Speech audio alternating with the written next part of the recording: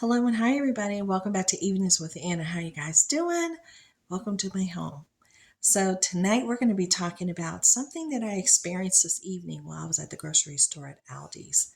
I will be releasing a video for my shopping haul with the prices. So for you out there that like to find out the shopping prices in different areas and you can compare and make the best out of your budget, that's going to be released this evening. And you can see what we bought for our home. I need to bring in some what I consider fill-ins, things where a little bare here and a little bare there. So that's what we went and we got today. Okay. Interesting thing number one from the grocery shopping.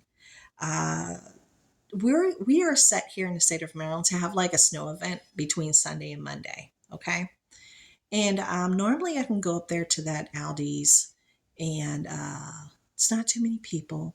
No, and you could go find good parking, no problems, and everybody's nice, everybody's smiling, everybody's in a good mood. It's a beautiful shopping trip. You get in and out, everything's smooth. Today it was a it was like when the big C was in town. The parking lot was completely full. I was surprised I found a space. There were people driving all the way up to people like this, just very aggressively, while they were trying to get into the store. And then as soon as, the minute you get past them, they go like this, almost hitting people. And it wasn't just one car, it was like several. Uh, a lot of aggressive behavior. A lot of aggressive behavior just in the parking lot alone. And I had the boys with me. So, I kept them close to me and I could see what was going on. I was like, stay next to me. And I was holding hands with them, stay next to me, because I could see what was going on. I walked in and it was like the store was like hormigas. It was like ants. They were like just everywhere, just people everywhere, like ants. Completely different feel of what you normally see when you go there or feel when you go there. You could feel a tense feeling in the air. When you go with somewhere or you're around someone that they have like an air about them and you could feel it like there's something not right, there's something wrong, or you go into a certain, event or something, you're like, ooh, that didn't feel good in there. I want to get out. Yeah, it was like that. You could feel the tense feel of everybody in there. And no one was smiling. No one was giving each other, Happy New Year, oh, excuse me, none of that. No, no, no, no. It was like back when Big C was in town, honey. Aggressive, people just walking in front of you, pushing your cart while you're pushing it. Like they like literally push your cart. Um, it, I didn't like it. I didn't like it. And I found myself turning into one of them when I was in there because I was like, okay, so this is how it's going to be. I said, okay, now I have to turn into one of them to be able to survive this shopping trip. I said, I see what's going on here, right? One lady was even just flowing to the point that she was like running people over. And then David was over here to my left and she almost hit David. I was like, are you going to slow down? You're going to stop or you're going to hit my child? It was weird. It was weird. The stuff that was happening in there was weird. The way that people were behaving was like Big C was in town. They were never going to be able to leave the house again. They were never going to be able to go shopping again. It was like that.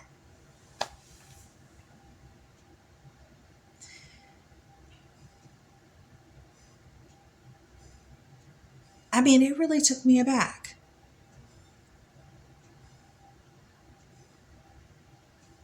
So we got our shopping done and we got our things. We stood in line, got checked out, battled the parking lot again with aggressive drivers getting in and out. We were able to load up the car safely, and I handed off my cart to somebody who just had pulled up 3 spaces away. and it was an older lady, and I was like, "Hey, are you going in there?" And she was like, "Yeah." I was like, "Would you like my card?" And she was like, "Yeah." She goes, "Let me give you the quarter because you got to stick a quarter in there." I was like, "No, I don't need it." I said, "Have a happy New Year's." And I got in the car and I started driving home.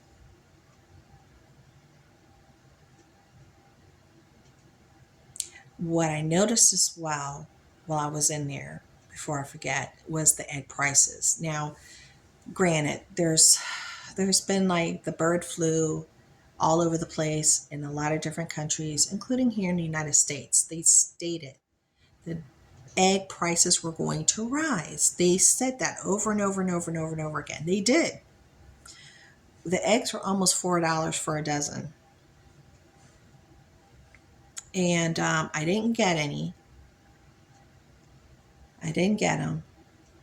I should have got them, but when I saw the price, I was like, "Oof, $4? Come on!" It was almost like Big C's back in town, because back then it went from $4, and it was like within just a few days, it was like up to like $8 for a pack of eggs. It was crazy, right? Um, so I didn't buy any.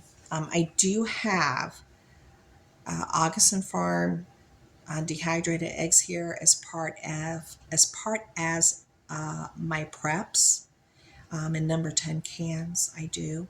So if I want to use eggs, I technically can. I mean, I have them here, they're just dehydrated, but I would have to commit to, once I open up that can, that's it. I'm going to have to use the rest of this product up within X amount of time.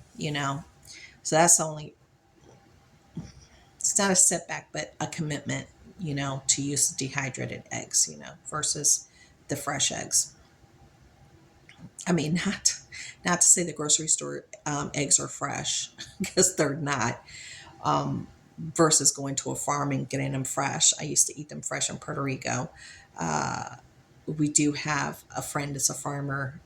He has a farm, and he does have fresh eggs, and sometimes we get them and what have you. So, yeah, it's nice to get fresh eggs though. But wow, that price for those eggs took me in for a loop. I'll tell you that much. Now, they've been talking about prices for coffee are going to be rising as well because of the devastation within the crops. So, if you're a coffee drinker, I really want you to consider your alternatives for long term coffee. If it's inside one of those packages that have kind of like a mylar silver um, inside of it, and it's kind of vacuum packed. Those will last you a pretty good time. I would definitely put them on, use it up as you go as quickly as possible. But the longest term coffee is your dehydrated instant coffee. That'll last you a lifetime as long as you keep it in a cool, dry place and you keep it from getting moist. Make sure it is sealed. It is instant coffee, dehydrated. It'll last you almost forever and you'll be set. So you might want to consider getting some of that into your preps, maybe trying out a couple of different brands and seeing which one is to your liking and trying to pick them up while they're on sale if you're a coffee drinker. Super important. And remember, if it has oil, it will spoil. Coffee beans do emit a natural oil, so they do not last long term. I do not recommend storing coffee beans for long term. They have oil. It'll spoil. They just don't last that long. Now I've had coffee that I have forgotten about within my shelves, and I'm like, oh, I forgot I had this coffee. It was tucked all the way back here, and I've opened it up and it's gone bad. And it was Starbucks. It was Starbucks. I opened it up and I could smell it. It was like rancid. It smelled terrible. But it wasn't like the vacuum sealed kind that's really tight around the coffee that when you open it, it goes, poof, like you could hear the air going into it. No, it was like, the taller ones that almost look like a lunch bag. It was that kind. So those will last you longer than what the best by date is on the bag, but they won't last forever because they will go rancid. I've experienced that. So there you go. Instant coffee is the way to go if you can. If you enjoy it that much, definitely taste test them to see which brand you want. Okay, on the way home, today's Friday, we have an emergency alert on all our phones. Now, our snow event's not coming until Sunday night into Monday.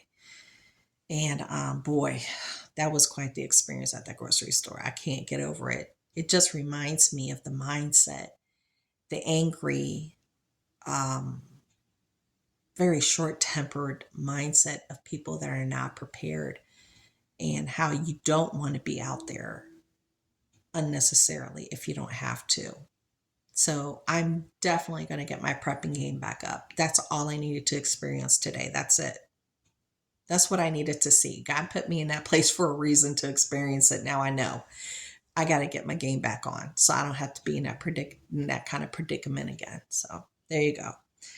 Uh, moving forward, on the way home, we got an emergency alert. I got it as soon as I drove up into my driveway, and it said a snow squall. And I've never experienced a snow squall before. That was my first snow squall.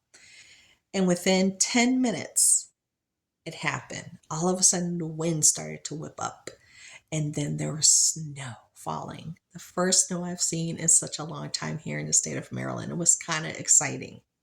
It stated it could come with ice and it could come with low visibility. So it came through and it's gone, but there is definitely snow on the ground on the grass, which is great. And that was like a little bit exciting to experience that snow squall. I'm still kind of looking forward to Sunday, going into Monday to see how much snow we might get. As of right now, they were saying possibly 3 inches or more. So, yeah, so I'm hoping no school.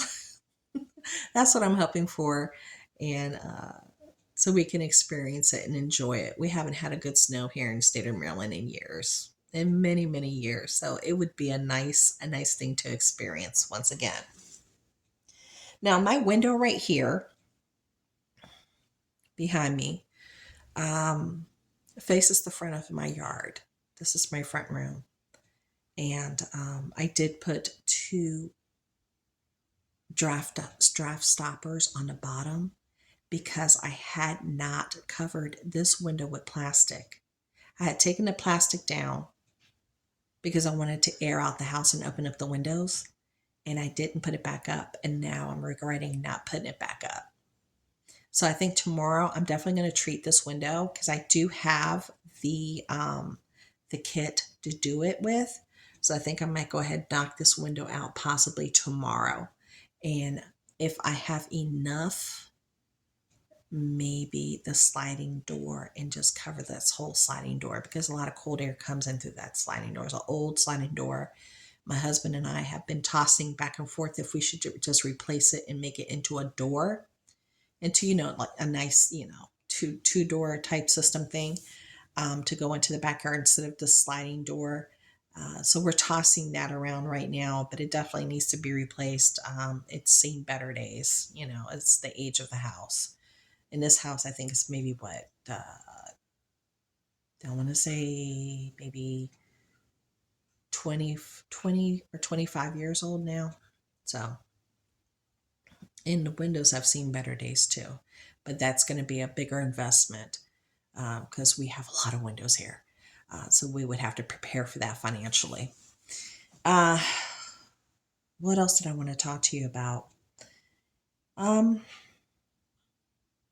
think that's all. I hope everybody is really seriously considering prepping and padding their pantries if they can. And I highly recommend it. Do what you need to do to get it done. And no worries, friends. What you have will not go to waste. You will use it. Worst things worse is that you have things that you need that you're going to enjoy and you don't have to go out to the store to get them. You're going to be set. They always pay for themselves regardless of what it is that you get. That is a normal thing that you enjoy using and eating and consuming. They're there for you when you get sick, you can't work, you're not getting paid, you lose a job, you have a big car repair note, and you got to make some decisions. You got to replace a roof. You got to, you have a big medical bill that came up because you had, some medical issues that you hadn't planned for. Things like that happen. And they can really take a toll on a family. I'm trying to tell you, when my husband had his heart attack, that was 100 and altogether, it was like 160,000. That included the helicopter ride because he had to be put into a helicopter and sent to another hospital, because this hospital here doesn't deal with heart attacks. He was they said they didn't think he was going to make it. He had a widowmaker. They were like he shouldn't have survived it, but he did. And big bills like that happen. And when you're a small business owner like us, other things happen. Business becomes slow. Everybody is paying more money for this, paying more money for that. So things slow down for people, and they slow down for us. So our preps are a lifesaver for us, really and truly a lifesaver, and they mean something for our family. And they're not anything that's a hindrance. They are a blessing, because when we're not okay, we're still okay. Well, I'm going to end it here. And